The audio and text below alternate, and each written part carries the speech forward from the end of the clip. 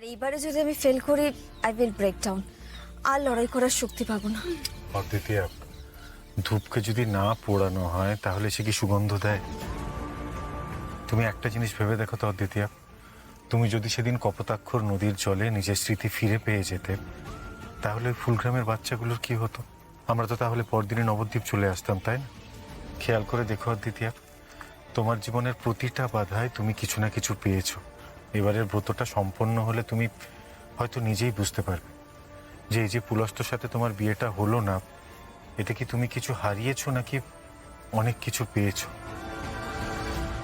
অদ্বিতীয়া, ঈশ্বরের বিগার প্ল্যানের উপর ভরসা রাখো, জীবনটা একটু লং শটে দেখো, তাহলেই বুঝতে পারবে যে প্রতিটা ফেলিওরের সাথে জীবন আমাদের থেকে যা কেড়ে নিয়েছে তার থেকে অনেক অনেক বেশি কিছু দিয়েছে।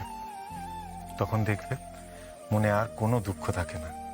কি সুন্দর কথা বলেন আপনি, সত্যি সত্যি মনটা কেমন হালকা লাগছে। আপনাকে দেখে বুঝতে পারছি কেন কাতারে কাতারে লোক সব রিলিজিয়াস গুরুদের কাছে গিয়ে ভিড় করে। একজন ভালো গুরু কিন্তু অন্ধকার কাটিয়ে জীবনের দিশা দেখাতে পারে। You really have that quality. এখন এই মেয়ে সব ভুলে যাওয়ার পর তো দমে কমে মতি ছিল না। হ্যাঁ, এখন তো দেখছি আস্তে আস্তে সে মতি ফিরে আসছে।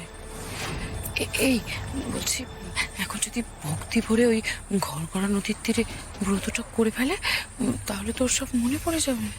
আর আমিও তো সেটাই ভাবছি। গুরুদেবকে তো ফোন করে সবই বললাম, নিজে করার টিম কি করছে কে জানে। দেখো তো কে ফোন করছে। হ্যাঁ,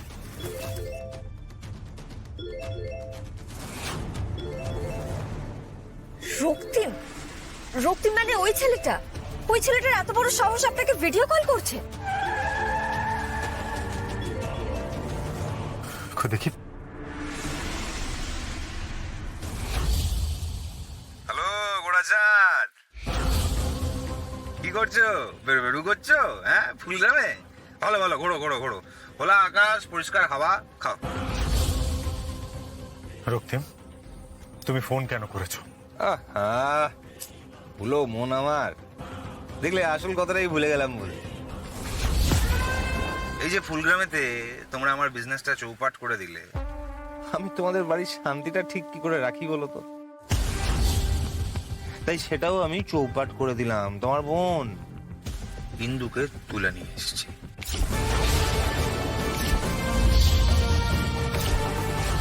রক্তিম!